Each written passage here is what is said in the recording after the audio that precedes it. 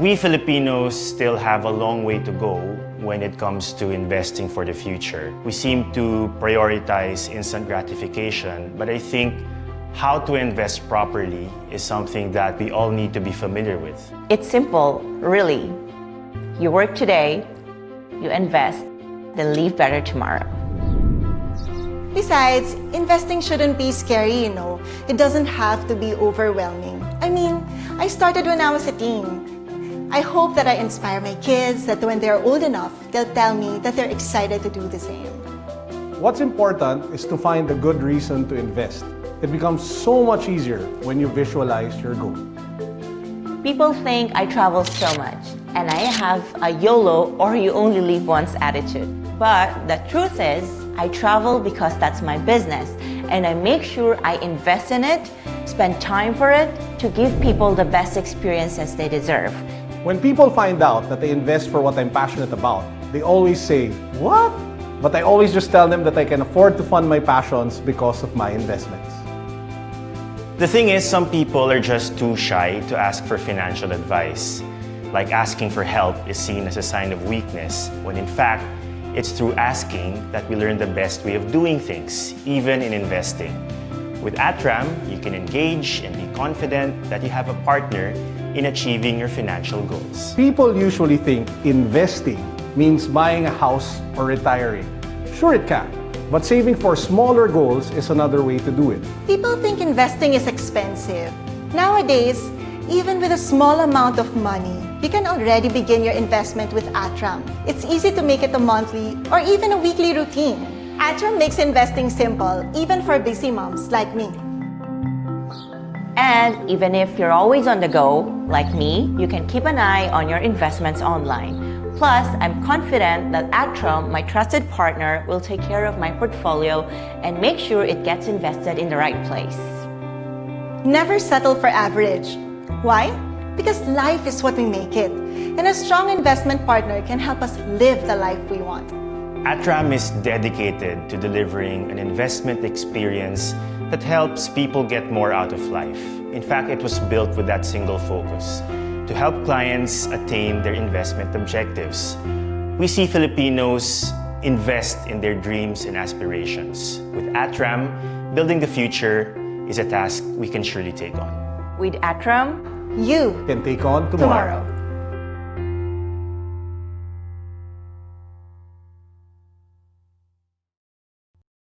Hello and good morning, everyone. Thank you for joining us this morning. I am Bea Asis, Wealth Management Associate and your host for today. This morning will be a little different from our usual weekly webinar. Today's session, Ask Atram, will be dedicated to answering questions from you, our audience. You may send in your questions as early as now. You may ask them by clicking on the button below your screens. Before we begin, I'd like to let you know that the session will be recorded and that copies will be disseminated within the day, as well as posted on all our social media platforms. Again, feel free to send in those questions. This is actually the first time we'll be doing an Ask Atram session in our webinar series. If we receive a lot of questions from you, we'd love to do another Ask Atram soon. Whether you are a novice or an experienced investor, the world of investing can be very confusing and complex, as there are indeed many moving parts involved in the rise and fall of markets. Joining us today to shed some light on our most frequently asked investment questions is our lovely panel of Atram experts. Our first panelist is David Gozali, multi-asset analyst for Atram. He's here for questions on diversification and global themes. We are also joined by Atram's very own head of fixed income, Miguel Liboro, who will be answering any questions related to fixed income and market outlook. Pat Muico, Business Development Officer for Atram Solutions, to handle any inquiries on Atram's corporate solutions. And last but not the least, we have DJ De Jesus, Product Manager for Atram Funds, who's here to answer your basic investment questions. Hi, everyone. I hope you're all safe and well in your homes. Hi, Bea. How are Hi, you? Bea. Hello. To start off, we have a few questions we received from our past webinars we'd like to answer for our audience today. All right, so we have the first question. With a lot of risks in the air, such as the US elections and the growing pandemic, how can we look at investing in global markets? Looks like we're starting with a very timely question here. David, would you please get the ball rolling with this one? Hey there. I think this is a very relevant question, and you are right. A lot of people are really thinking, what US elections? How is the pandemic affecting the world? How can I invest? And there are definitely a lot of risks in the air. But if I may, I think I can summarize my answer really with just one word: diversify. With all these risks, do not put all your eggs in one basket. And if I may, there are three suggestions on how I think you can diversify as an investor. One is by asset class, two is by geography, and three is by sectors or themes. Let's start with the asset class. Well, it's quite simple, really. Blend funds that own bonds with funds that own stocks into your portfolio. You see, these two asset classes have different risk and return characteristics. But I think what a lot of people oftentimes forget is that by blending these asset classes, we actually improve the risk adjusted return, which pretty much means you get better returns per level of risk. Now, the second one is by geography. In other words, diversify in terms of region or in terms of country. You see, different regions or countries have different stories. So, for example, the US is strong in tech, and tech has been a strong winner in the era of working from home. China, on the other hand, has strong consumer demand. And we can also see that in China, they have actually bounced back close to pre pandemic levels. You see, so by diversifying by region or country, we can take advantage of the best opportunities in the different parts of the world. And the third one is by sectors and themes. So, for example, invest in a tech fund, a healthcare fund, or maybe even an ESG fund. You see, there are some themes that will emerge as winners in a post pandemic world. And see, by doing this, you can identify growing trends and handpick the winners of tomorrow. So, again, diversify by asset class, by geography or country, and by sector or theme. I hope that helps, Bea. That definitely helps, David. Very insightful answer, and I love how you highlighted diversification. If Unless we can hear from any of our panelists, I'd love to move on to the next question. Actually, Bea, David gave a really good answer with respect to the fundamental reasons on how you want to be investing. But I think more intuitively, it's important to remember that amid all this risk, the flip side of that coin is opportunity. So in line with everything that David said, which is really diversifying and not putting all your eggs in one basket, this type of environment actually lends itself as a great entry point for first-time investors or for investors who are looking to add on to existing positions. For the last few years, we professional investors like ourselves have been kind of complaining about how expensive global equity markets have been. And I think really no time like the present to start dipping your foot in because of how the valuations have changed. Very well said, Miguel. Thank you for that. Let's move on to our next question. So, how do you manage the higher credit risk experienced by corporate bonds that are brought about by the COVID-19 pandemic? Miguel, as a fixed income fund manager, maybe you can share us your insights on this. Well, risk management is really one of the core precepts that we run our portfolios by. So in terms of what are we doing differently given the heightened risks, nothing necessarily differently because the safeguards that we've had in normal times are sufficient to kind of monitor the risks and prepare the portfolios. So just to go over it broadly, nothing goes into the portfolio that we haven't gone through on our own with our internal quite rigorous credit process and review. So everything that was in the portfolio was already constantly being reviewed. Now, how have we acted given or in light of the crisis? I won't go into specific names or securities, but over the last few months, actually very early on, so around February, before things really started escalating, we did feel that if there was a risk that this, at the time, it just seemed like a kind of localized virus, did turn into something more negative, there were certain industries that may be affected than others. For example, one being rental retail in the form of impacted POGOs. And looking at potential issues like that, we did trim some positions in the portfolio, not knowing that things were going to turn out the way they have right now, but really just forward risk management. Given where rates were at that point in time, given the risks to the outlook and from a fundamental standpoint, did it warrant holding certain positions?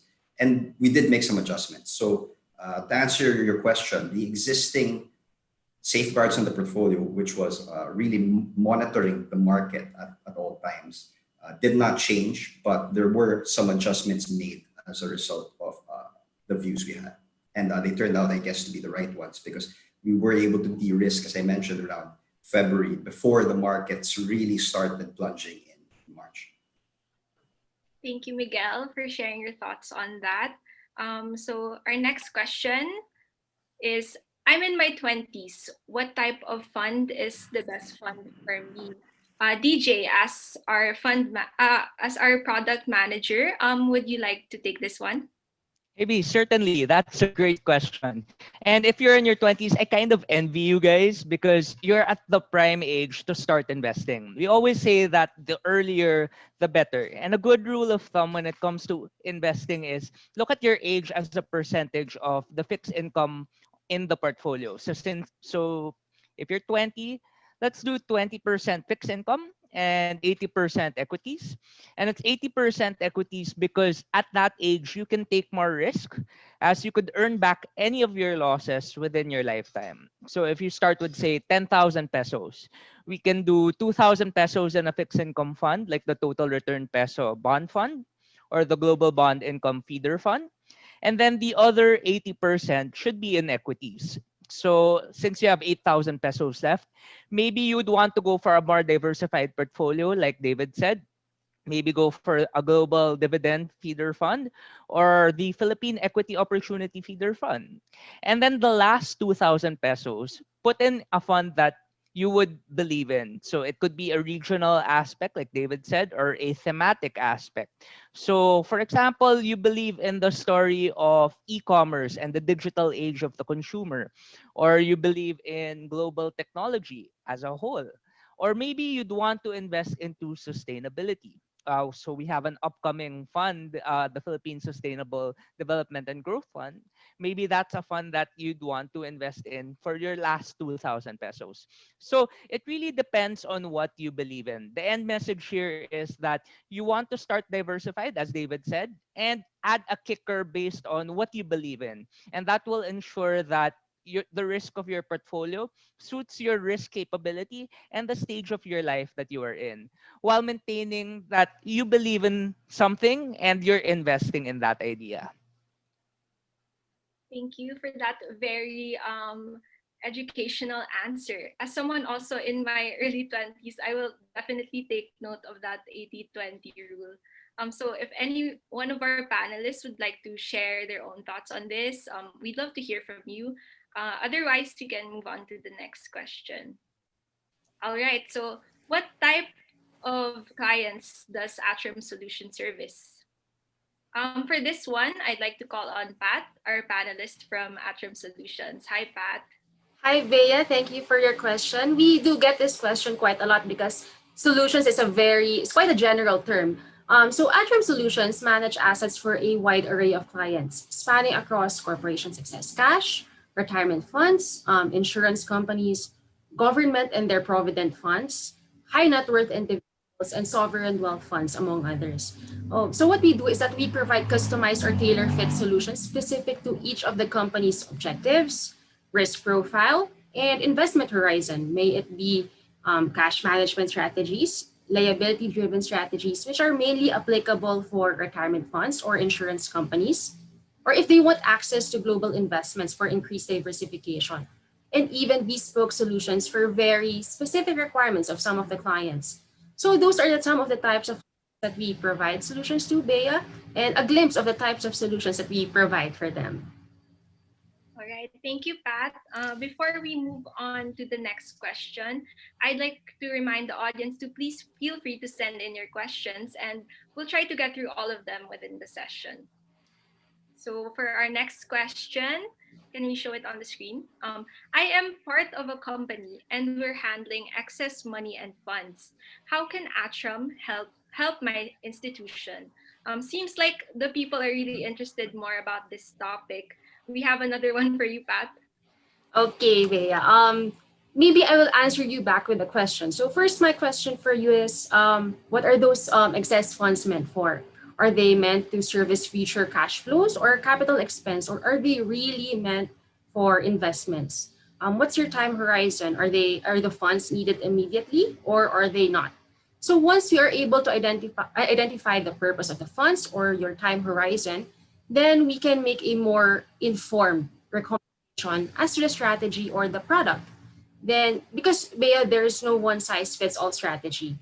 It really depends on your specific objectives, your time horizon. So whether it's fixed income, equities, or multi-asset, ultimately our goal at Atram is to provide our clients the right investment solutions for their objectives, to achieve your organization's objectives. So if you are interested in having this conversation with us or learn more about the strategies that can help you, feel free to send us an email at atramsolutions@atram.com.ph. Thank you, Pat. So for those who are interested in Atram's corporate solutions, I highly encourage you to visit our website and learn more about the services we offer. So moving on to the next question. So please give more details about the Global Consumer Trends Feeder Fund and the Global Technology Feeder Fund. What are their differences? So I definitely understand the confusion on this one. It would appear that there's a big overlap in the type of companies these funds are invested in because, as you know, a lot of consumer trends right now do indeed have tech themes. So David, if I'm not mistaken, you were the one who spoke at the webinar for Global Tech Fund. Maybe we can hear from you on this one. Yes, Bea. I think to answer this, I want to quite use a compare and contrast type of framework. So similarities and differences. Starting with the similarities, yes, there are a few. So one, they do have global reach. Yes, they also have global exposure. And yes, they are managed by great fund managers.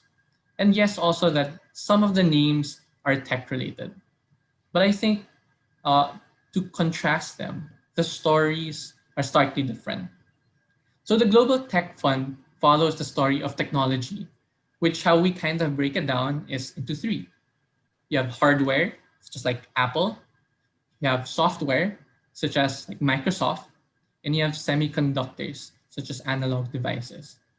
And the Global Tech Feeder Fund invests in both value and growth tech names. So if you're looking for a fund that earns on technology being a part of our everyday lives, such as the computer you use, the software you use for work, or even the social media you use to communicate with family and friends, then invest in global technology. The Consumer Trends Fund follows the story of the consumer. In other words, this is what you and I spend on. This is what we buy commonly. This is what we usually use.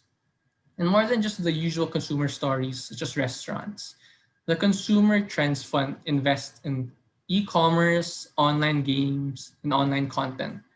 So some examples of these are Amazon, Alibaba, and Nintendo. But you see, the interesting part of the Consumer Trends Fund is that they are not just limited to technology. This is really more of whatever the trend is for the consumer right now. So if in the future it changes away from technology and maybe more into, let's say, it returns back into leisure, everyone starts traveling again, then some of the holdings of Consumer Trends Fund will shift a little less on tech and maybe a little more on tourism when the time comes. And so, if you are too busy working on your personal lives, whether it's with your family or work, but you still want to be part and get in the growing trend, you need not worry. Invest in the Global Consumer Trends Feeder Fund. It's interesting to note also that the Consumer Trends Fund has more exposure to China than the Global Tech Fund, because in China, the consumer trend is strong. So again, if you want to have exposure to companies in technology that will be a part of our lives, everyday lives, whether at work or at home, go global tech. If you want to invest where there's a growing trend in what people consume, in other words, what people buy, then invest in the Consumer Trends Fund. But I think to end, I want to emphasize still the similarity between the two.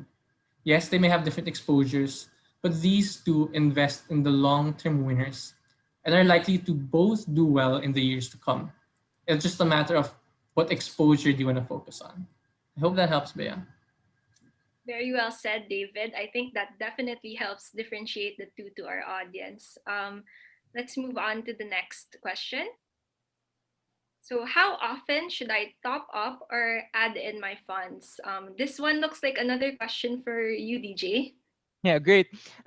We actually get this a lot, and it really depends on what you have. Topping up is something more commonly heard in insurance, and you normally want to top up on insurance because you want to increase your coverage. You're making sure that you're covering for future expenses for insurance. But for investments, the idea behind it is you're making money work for you. And if you have savings, it shouldn't be sitting in a bank. So topping up would really depend on how you're able to save and what savings you already have. So if you can save cash monthly, you can top up monthly. But if you have a large annual expense that maybe you're saving up for, maybe you should set aside money for that first. Then if you have money to spare, you can invest that. What is important is that you make investing a habit. If you have any excess cash, it's better that it's earning rather than sitting in a bank. Setting aside money for investment can also temper you from spending on things that you might not need to. So topping up regularly as well helps your average investment cost, which should make also your returns better. Thanks, DJ. I definitely agree with that philosophy. Let's move on to the next question. So, can you go back? Okay. Will the pandemic affect my fixed income investment in the long run? Very interesting question, and again, pandemic related. Miguel, I'd love to hear your take on this. Sure. I guess before I take the answer on how it will affect it in the long run, the question is how has it affected it in the short term? And for anybody that has been invested in, for example, Philippine fixed income or our own fund strategies, you'll know that it's actually been quite beneficial over the last 11 months. And why is that? Remember, when you're buying a fixed income fund, which is primarily investing in actively traded government securities, you're essentially investing in a very safe, low risk instrument because you're investing in debt securities or IOUs issued by the Philippine government, which in theory can totally pay you back. Because if they ever didn't have cash, they could just raise taxes or print more money theoretically. But that's the underlying economic theory on why government securities are considered such a low risk instrument. Now, in an uncertain environment like the pandemic has brought about, do you want to buy the riskier asset class or the safer one? And of course, the answer is amid all this uncertainty and negativity, you buy what you perceive to be safer. And that's why fixed income, such as Philippine fixed income, which is investment grade rated globally, has rallied and performed very well on the back of this pandemic. Just as you saw risk assets like commodities and equities in general selling off because people were divesting of that type of riskier asset, as a safer asset class, fixed income gained. And for our own strategies, our total return peso bond fund, which Bea mentioned earlier, is up just shy of 9% year to date at this point in time in a year which is characterized by huge losses in riskier asset classes. How do we expect the pandemic to affect things moving forward, I guess? Well, the price of your bond fund or your underlying fixed income instruments is actually very much dependent on where the underlying interest rates are in the market. And as we know, in order to combat the pandemic and its negative economic effect, the BSP actually cut rates very low. We were coming from 4% last year, and we're now at 2.25%, a very significant move. And what we feel is at this point in time, the BSP has kind of done a lot, and we are constructive, and I guess we'll talk about that a little bit more later, on the country and on the world's, I guess, prospects for a bit of a recovery moving forward. And on the back of that, we think interest rates will stay stable, and maybe as economic conditions improve, start moving higher. So what does that mean? It means that in the immediate term, there may not be as much juice for bonds to continue running the way they have in 2019 and 2020. But there's also no reason to suspect that the BSP or other central banks will suddenly start raising interest rates massively. So we think that interest rates are going to kind of stay stable and maybe gradually consolidate higher. But if you're holding a fixed income instrument, it's important to remember that you're always collecting the coupon or the interest on a regular basis. So time is on your side when you're a fixed income holder. And by their nature, because they are fixed income, they will mature at a certain point. So any short-term market volatility that happens in the interim will be negated by holding the security to maturity. So that's for those of you that are maybe holding on to some direct securities, notwithstanding credit risk. All right. Thank you, Miguel. And thank you to our panel. So far, very good answers. At this point, I'd like to move on to the live questions from our audience. So our first question is, what makes Atram different? That seems like a very tough question. Pat, would you like to answer this question? Yes, we are quite a tough question. But as a matter of fact, we do get this question quite a lot. And we are a leading independent asset management firm. And by independent, we mean that we are not affiliated with any bank or insurance company. As many of you in the audience might know already, is that here in the Philippines, what's common is that asset managers are either departments of banks or insurance companies or 100% owned by banks or insurance companies. But globally, it's a different story. The largest and best of breed fund managers in the world are standalone, independent entities. And that's what Atram's structure is. Atram is focused solely on asset management, on fund management, without conflict of interest. And that focus allows us to provide superior investment performance, come up with innovative investment idea products, and very important is to give our clients world-class quality service. So those are just some of the reasons that makes Atram different. Thank you, Pat. So for our next question, I'd like to direct this to DJ. For a young person coming out of high school, what is a good way to learn and start investing? You know what? This hits very close to home because I have nephews who are students in college and high school. So to my nephews, if you're listening, this is advice for you guys. So first is to look at your savings. The pandemic may have stopped some of your plans already this year. So maybe you saved up for a vacation, or maybe you have savings from not being able to bring your boyfriend or girlfriend out on dates. So maybe you're just thrifty like me. And when I was growing up, I saved a lot every time I got my allowance. So those savings are probably not earning you in the bank right now, or maybe you have it stashed somewhere. So you can put that in investments. You could put that in a fund. And going back to the answer I had for the 20 years old person, you could think of that. Diversify your portfolio, invest into a couple of funds, and then have a fund that you believe in.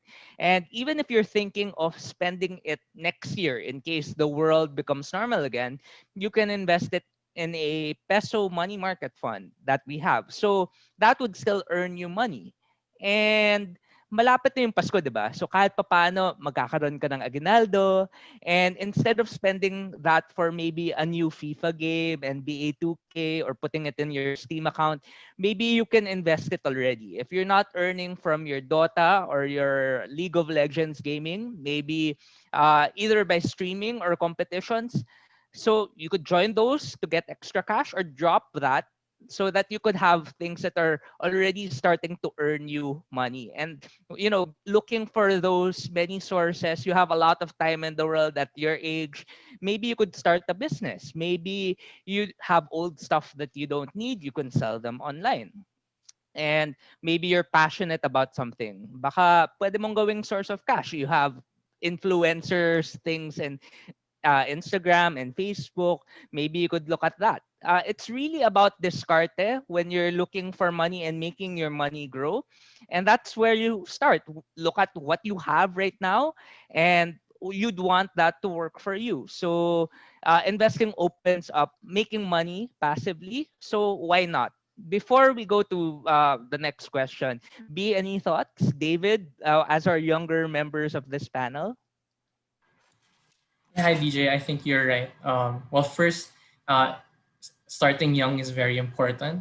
Second, as much as we do analysis on the markets, we can't know for sure what happens. And so, usually, by averaging out your costs, you actually get a fair price for the investments you buy, and in the long term, really make a solid profit. We don't know when markets will crash, but we don't know when markets will bottom out. What we know is during the long term, especially for investors who aren't necessarily experts or who put 100% of their working time to analyzing the markets, averaging out is a good strategy.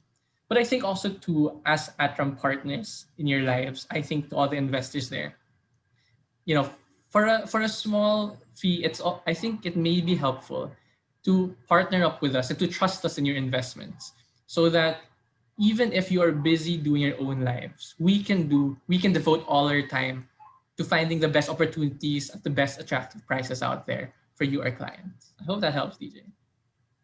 Certainly does. And here at Atram, we have a lot of products that you could do so that you don't need to think about your investments. We can handle the investments for you. Thank you so much for that, DJ and David. I definitely wished someone had told me that when I was younger. I definitely could have started investing earlier. So, moving on to our next question. What would be the best geographical area to look at now? David, maybe you'd like to take this one. Yeah, hi, Bea. I think, well, one, it really depends on the risk that you have. So there are some areas that have higher risk, but at the same time, higher potential for reward. But I think to answer you directly, I want to segment the broad markets into three. You have US, Europe, and Asia. US is a very strong market.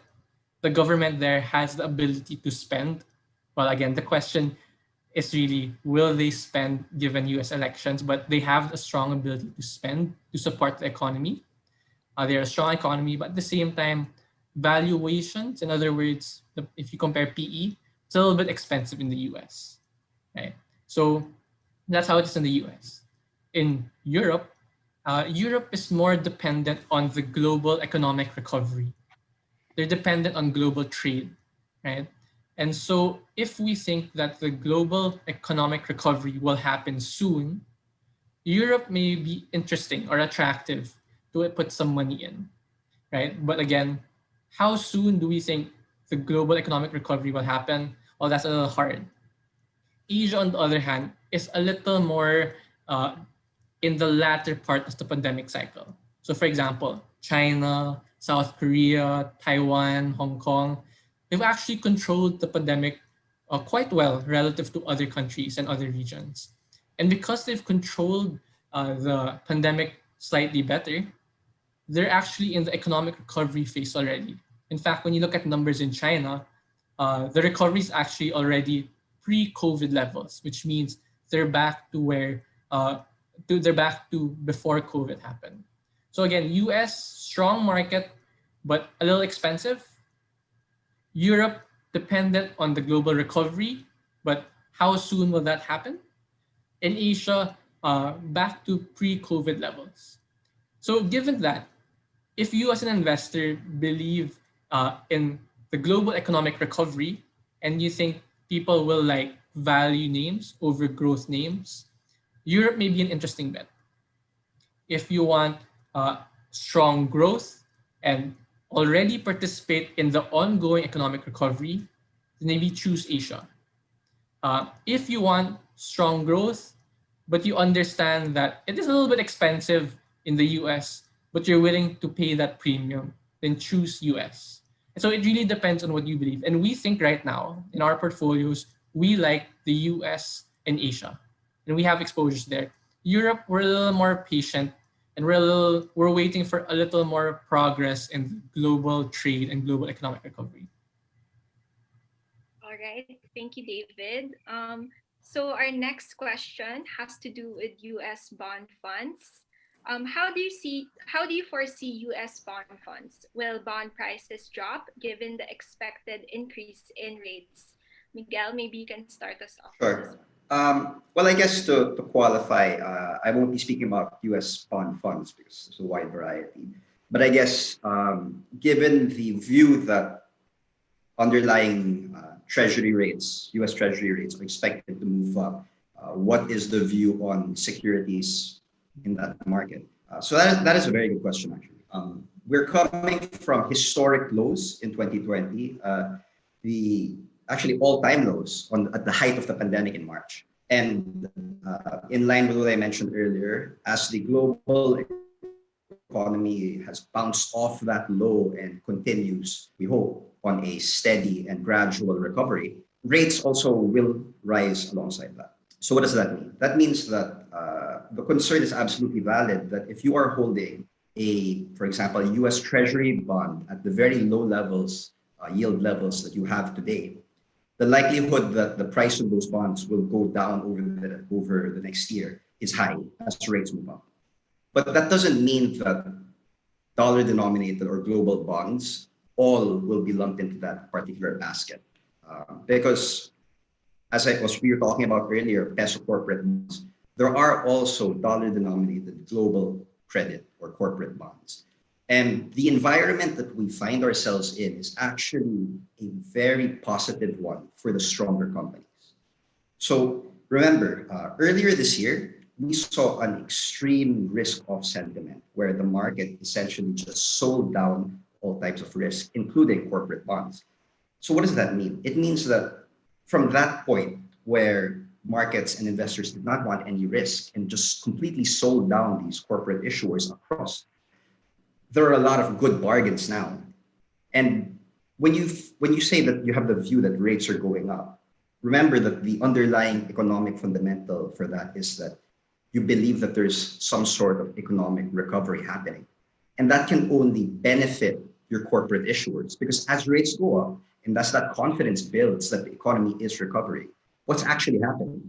You're actually betting that the corporate issuers that you're investing in are having a larger probability of being able to pay you back, which means what? Which means that the risk premium that you ascribe to them or that higher yield you need from them to invest in their securities is actually going lower. So without getting too technical, what we actually foresee happening is what's called a credit spread tightening.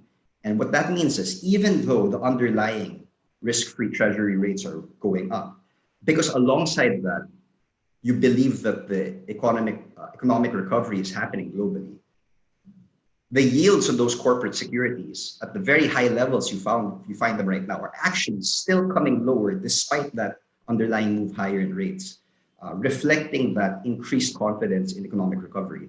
So there is actually scope for global fixed income to continue generating gains. And we're certainly constructive on that space for our Atram Total Return Dollar Bond Fund, given the view that I just mentioned. I hope that answers the question. Thank Thank you, Miguel, for sharing your insights. For our next question, it goes like this.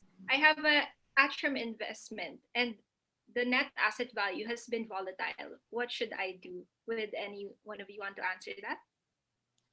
B, maybe I could answer that. And in terms of Atram investments and all investments, markets in general have been very volatile for the past few years. So this is a question that we normally get whenever we talk to our clients, and it makes it very important to to have a pulse in the world and really evaluate your investments. One of the things that you will notice is that given the volatility, it's easy to get scared. It's easy to say, oh, should I remove my investments right now? And one of the things that you would have to realize is on the long term, volatility becomes less. So the longer you hold your investments, the longer you're in the investment, the less volatility you actually experience. So if it's something that you could still stomach, maybe hold off, don't look at your investment first. But if it's something that, okay, this is a bit too big, maybe the investment idea is not something you believe in already, maybe it's not something that you think would pan out, and then that's when you start looking, okay, what opportunities out there will provide you better investments. So if you have any Atram investments and you think that the story is something you can't believe in right now, then maybe that's the time when you look at it to shift. But overall, when you look at investments and you think about it in the long run, they usually trend higher, and just stay in there if you still believe in it. Thank you, DJ. So for our last question, if I'm not mistaken, this has to do with outlook. So the question is, what is the economic outlook in 6 months and in 12 months? David or maybe Miguel? Yeah, hi Bea. I think I'll start out by taking this one. So I'm part of the multi-asset investments team, and we do look at global markets. And I think that is a great question. Right? What do we think will happen in 6 and 12 months economic outlook? But I think to answer that, well, first, uh, we can't answer for certain because there's a lot of uncertainties. But I think what I can answer is really the three main things we are looking at that we think will affect our decision with economic outlook. The first one is really the US elections and how this will turn out as we've been monitoring the past few days. Next is really the spread of the virus. And as we can see in some parts of the world, such as Europe, there's a spread of a second wave. And third is really how fast can the vaccine be deployed? Right. So let's start with the U.S. elections. We can see right now that in the U.S. elections, it's nearing a close, and we think that there's going to be a win in Biden, which is a Democrat, but we're not so sure about the Senate. Right? However, the question is, if Biden wins the presidency, how will Trump react? Will Trump challenge the presidency, and will this be a prolonged challenge to the Supreme Court? If so, then there may be some political turmoil, or at least political unrest in the United States, and this may hurt economic outlook. However, if there's a smooth transition between presidencies, then maybe the path to economic recovery, including the path of reaching a next fiscal stimulus in the US, may be more clear. And so this may help the economic recovery. Now, the second thing we want to monitor is really the US virus, the virus cases. In Europe, we see that there is a spread of a second wave, which is causing a renewed set of lockdowns. And so if economies are locking down, then that hurts economic outlook. We can also see in the US that viruses are increasing. So if US and Europe get to quell the virus in the next 1 to 2 years, then in the next 6 to 12 months, we can expect an economic recovery. But if there's a rise of second wave and it persists, then we can probably see the economic recovery slowing down, especially in the next 6 months. And then if there's maybe a third wave, then maybe it will affect the 12 months. I think for the vaccine, we have a little more certainty. Based on our when we talk to our partners, our global partners, they think that by the end of the year, so whether late November or December, there will be a vaccine that has been approved.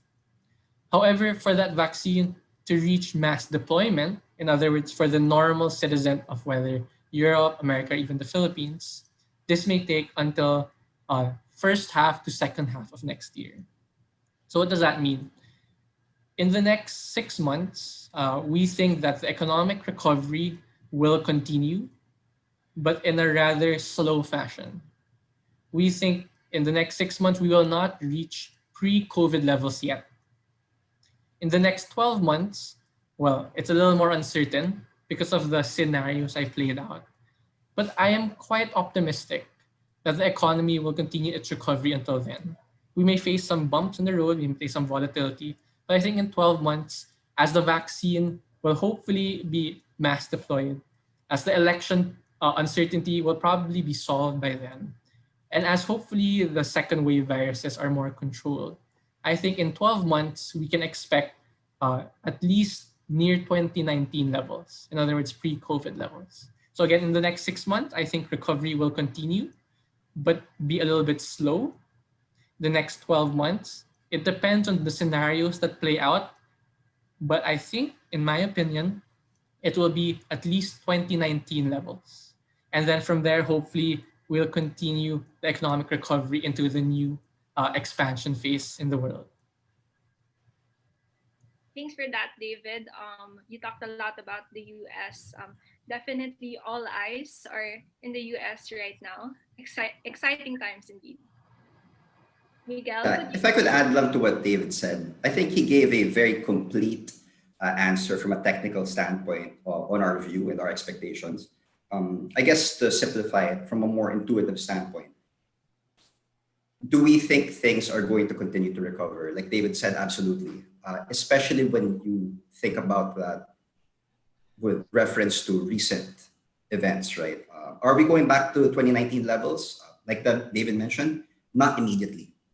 But if you compare that to the economic numbers that we've been seeing just over the last 2 quarters, then we definitely think that with the reopening of the economy and the increase in business activity once more, that you will see that improvement from those lows. And that, I think, is one of the first things that the markets will price in. That if we see some evidence of a gradual but sustained recovery, then people will begin to price in that confidence that will be on that trajectory and hopefully in line to get back to around normal 2019 type levels by the end of next year.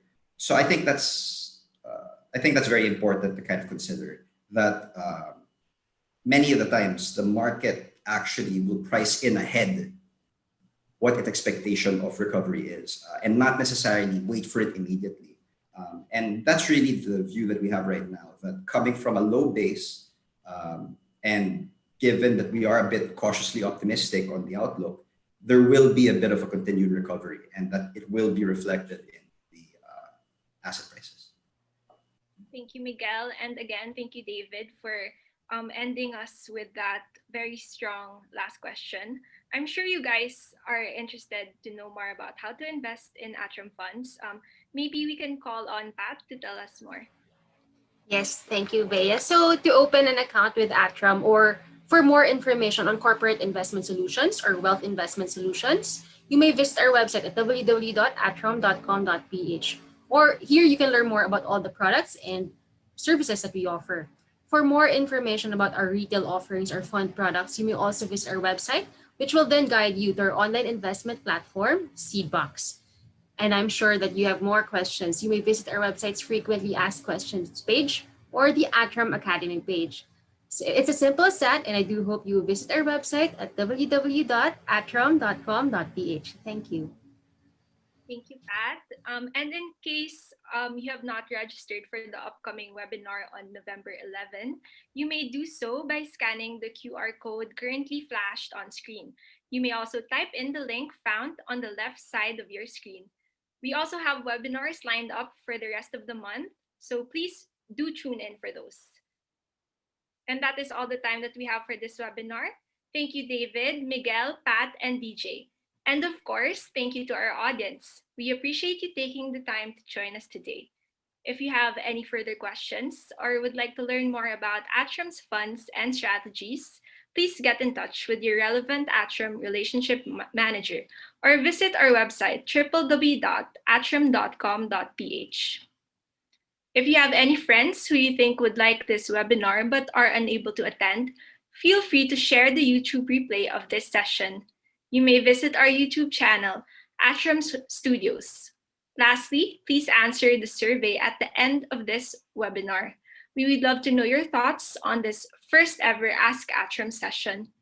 On behalf of everyone at Atram, thank you very much and have a great day.